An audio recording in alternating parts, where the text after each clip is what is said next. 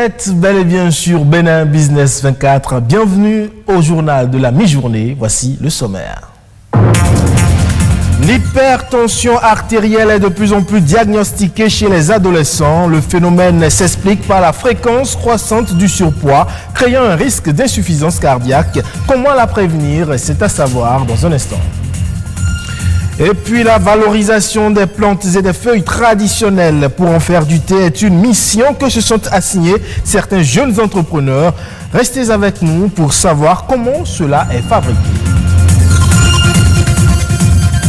Et enfin, dans la lutte contre les changements climatiques, les infrastructures vertes apparaissent de plus en plus incontournables. Elles permettraient de créer une économie axée sur la croissance écologique.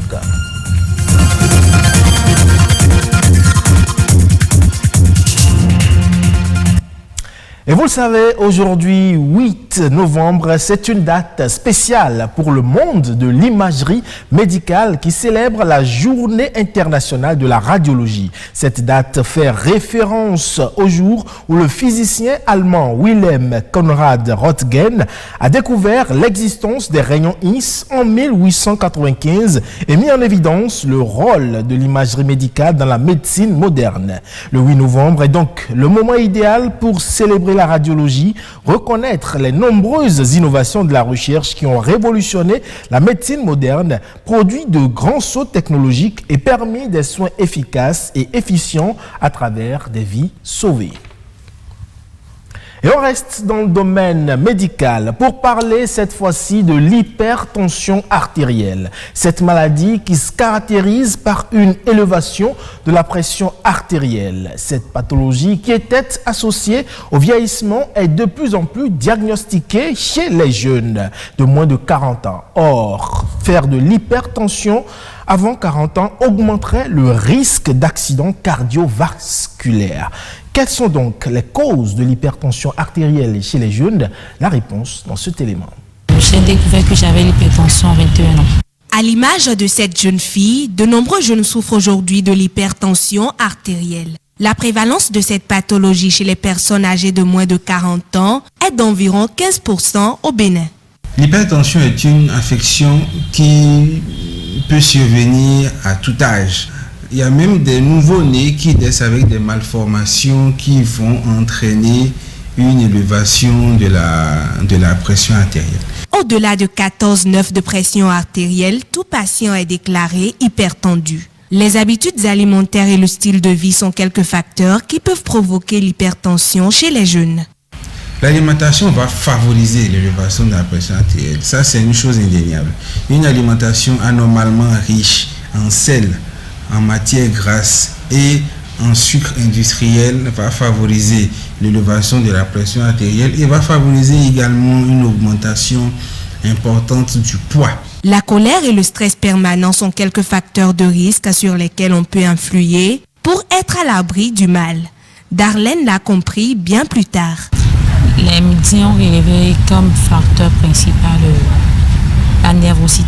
Je me fâche pour des trucs banals. Je m'emporte vite au fait. Et j'ai tendance à ne pas vite oublier ce qu'on me fait. L'hypertension entraîne un vieillissement accéléré des organes. Le cerveau, le cœur et les reins sont les organes les plus touchés. Ce vieillissement multiplie les risques d'accidents vasculaires cérébraux, l'infarctus du myocarde, l'insuffisance cardiaque et rénale. Combattre cette maladie commence dans l'assiette. On peut agir sur son alimentation. On peut manger moins de glace, on peut boire moins d'alcool. En préparant ses repas à la maison, on peut utiliser moins de sel, on peut utiliser moins d'huile, on peut diminuer le nombre de sucreries ou bien de bière qu'on a à avaler. Ça, c'est la première chose. La deuxième chose, c'est que on peut faire plus d'exercice physique. C'est pas seulement une fois le week-end qu'il faut faire du sport, il faut essayer d'en faire plus régulièrement, 3-4 fois par semaine. L'OMS recommande de faire une promenade à pied d'une demi-heure par jour. Si certains aliments sont susceptibles d'augmenter le risque d'hypertension chez les jeunes, il en existe d'autres qui peuvent les aider à s'en préserver. Pour quelqu'un qui veut prévenir, il doit commencer à augmenter sa consommation en fruits, en légumes. Un seul fruit ne peut pas contenir tous les nutriments ou bien tous les micronutriments dont l'hypertendu a besoin. Donc, Le fait de diversifier nous favorise plus l'apport en tous les micronutriments dont on a besoin. Le patient déclaré hypertendu doit éviter le tabagisme, la sédentarité et le surpoids. L'hypertension artérielle est un tueur silencieux et invisible. De l'avis des spécialistes, il vaut mieux le prévenir que le guérir.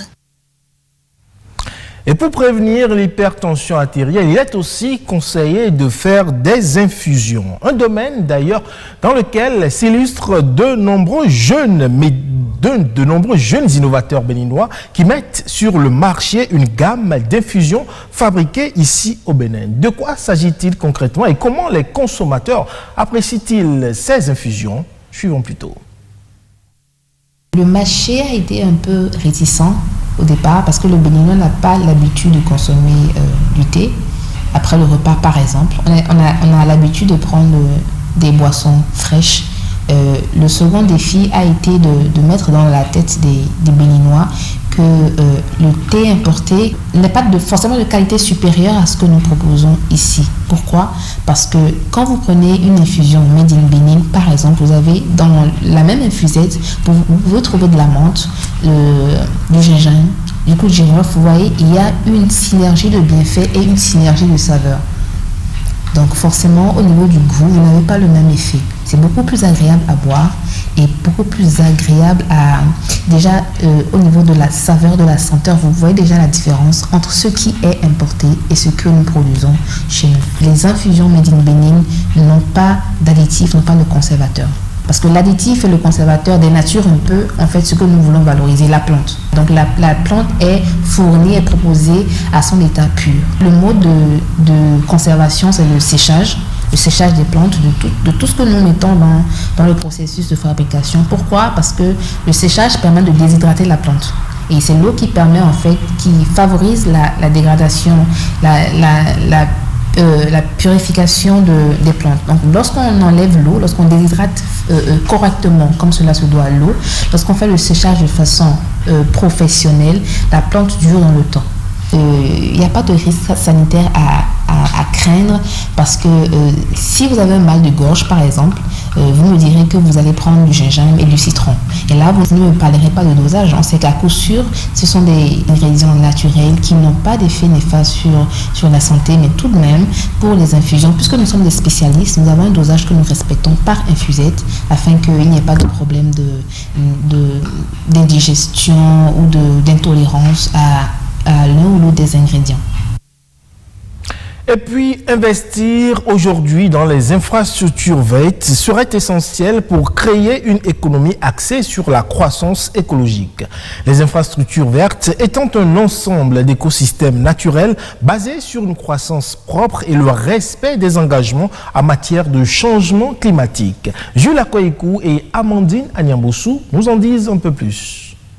La Terre connaît aujourd'hui 16 des 17 années les plus chaudes jamais enregistrées depuis 2001.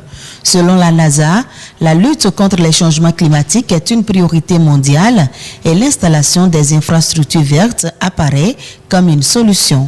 Une infrastructure verte est un espace d'agrément couvert de végétation. Ça peut être des arbres ou des plantes herbacées dans un objectif de récréation ou dans un but ornemental.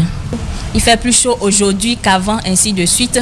Si nous voulons changer cette donne-là, l'une des meilleures manières, c'est de planter des arbres. Parce que non seulement ça va embellir les milieux dans lesquels ces arbres sont plantés, mais aussi ça va favoriser la production d'oxygène, ça va donner de l'ombrage et par tous ces moyens-là, ça peut aider à baisser la température, on a dit dans une fourchette de 1 à 5 degrés. Donc, si on veut lutter vraiment contre le réchauffement climatique, planter des arbres est une bonne solution. À en croire certaines études, l'infrastructure verte peut offrir plusieurs avantages sur le même territoire. Malheureusement, il en existe peu au Bénin. Selon l'OMS, normalement, on doit avoir 10 mètres carrés des espaces verts polygonaux, oui, par habitant, mais les recherches de thèse que j'ai faites ont montré que pour les 5 villes parcourues, Ouidah, Porto-Novo, Cotonou, Calavi et Sémékbodji, c'est Ouidah qui est la ville la plus riche. Et là, les populations ne disposent que de 0,27 mètres carrés par personne. Donc si on compare ça à la norme, c'est que le Bénin est très très en arrière. En effet, plusieurs raisons expliquent ce manque d'intérêt pour les infrastructures vertes. C'est des infrastructures qui nécessitent des investissements en termes de coûts pour les mettre en place et également pour les entretenir. Il y a également cet aspect de manque d'éducation à la protection de l'environnement, c'est-à-dire éducation à l'éco-citoyenneté qui fait qu'on ne perçoit pas l'importance déjà de ces espaces-là et ensuite on ne sait pas comment les entretenir. La solution réside alors dans l'adoption de programmes et projets de financement allant dans le sens de la préservation de la nature. Il y a différentes politiques ou différentes méthodes qui sont mises en place pour promouvoir les infrastructures vertes. Ça va de ce qui est prévu à l'échelle du gouvernement à ce qui est prévu à l'échelle décentralisée dans les communes à travers les schémas directeurs d'aménagement des communes qui prévoient déjà que la commune s'investisse dans la mise en place des espaces verts, des infrastructures vertes. Et donc, c'est un travail vraiment à l'échelle nationale et également déconcentré, mais aussi qui doit être vu du point de vue micro, c'est-à-dire la famille. Donc, il faut qu'ils sachent que les infrastructures vertes sont autant importantes que les infrastructures grises et que les populations en ont vraiment besoin pour leur épanouissement et leur bien-être. Investir dans les infrastructures vertes revient à atténuer les émissions de gaz à effet de serre et inciter les populations à trouver ensemble des stratégies communes de lutte contre les changements climatiques. Et puis, hors de nos frontières à présent, en tout et pour tout, il ne reste au monde que 2 spécimens de rhinocéros blanc du Nord. Une mère et sa fille qui vivent dans une réserve au Kenya, protégées des braconniers et des intrus. Mais leur reproduction pose problème en l'absence du mâle. Les scientifiques estiment que tout espoir n'est pas perdu grâce à la fécondation in vitro. Suivons ce reportage de nos confrères de France 24. En général, ils se réveillent avec les premiers rayons du soleil. Et c'est à ce moment-là que leurs gardiens commencent leur journée de travail. Fatou, 20 ans, et Najine, 31 ans, sont les 2 derniers de leur sous-espèce, les rhinocéros blancs du Nord. J'aime être à côté d'eux quand le soleil se lève. C'est une journée magnifique, le soleil sur les rhinocéros comme ça. Et c'est bon en fait d'être avec elles. Ces 2 animaux ont leur gardien à temps plein aux petits soins. Un enclos de 700 hectares, rien que pour eux, dans cette réserve du nord du Kenya. Tout est fait pour que leur sous-espèce ne disparaisse pas. En 1960, on comptait encore 2000 rhinocéros blancs en Afrique. Décimés par les conflits et les braconniers, il n'en reste donc plus que 2. De temps en temps rejoints, comme ici, par un 3e rhinocéros d'une autre sous-espèce. Fatou, viens là. Fatou et Najine sont 2 femelles. Elles se trouvaient dans un zoo en République tchèque et ont été rapatriées en 2009, dans l'espoir de les faire se reproduire. Mais soudain, le dernier mâle est mort en 2018 sans qu'elles aient pu procréer. Je m'occupe des 2 derniers rhinocéros blancs du Nord dans le monde entier. Je passe beaucoup de temps avec elles, plus qu'avec ma propre famille. Mais toute cette attention ne suffira pas pour faire survivre cette sous-espèce. La logique voudrait que ces 2 dernières femelles n'aient pas de descendance.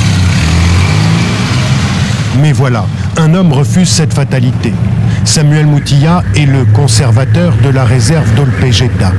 À la mort du dernier mâle, il a commencé à rassembler des fonds et lancer une expérience sans précédent, la fécondation artificielle de rhinocéros. En août 2019, la première étape la plus périlleuse est lancée. Des techniciens et des scientifiques arrivent d'Europe pour prélever des ovocytes de Fatou et Najine, anesthésiés pour l'occasion. Bien, c'était un moment très stressant, évidemment. Tu n'as pas le droit de te rater.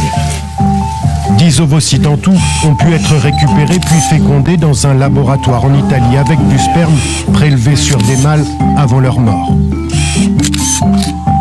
3 embryons ont ainsi été obtenus puis gelés en attendant de voir s'ils sont viables. Dans les années qui viennent, j'espère qu'on pourra introduire un des embryons qu'on a réussi à geler dans un des rhinocéros blancs du sud que l'on a ici.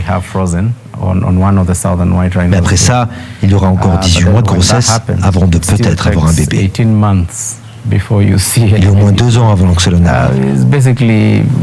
Et si ça arrive, on sera tellement heureux. Et même si un bébé venait au monde, il faudrait encore qu'il puisse à son tour se reproduire. Pour Samuel Muthiah, l'enjeu dépasse la simple survie des rhinocéros blancs du Nord. Dans la science, on dit que chaque animal a son rôle dans la chaîne alimentaire, qu'il contribue à sa façon. Quand on élimine une espèce totalement d'un écosystème, tu affaiblis la nature. Le processus est encore long, semé d'embûches, mais l'espoir est là. Un espoir qui justifie que Fatou et Najine soient aujourd'hui protégés. Les derniers représentants d'une espèce en sursis. Merci pour votre aimable attention. Retrouvez cette édition sur le site de l'ORTB, www.ortb.bj. Portez-vous bien et à la prochaine.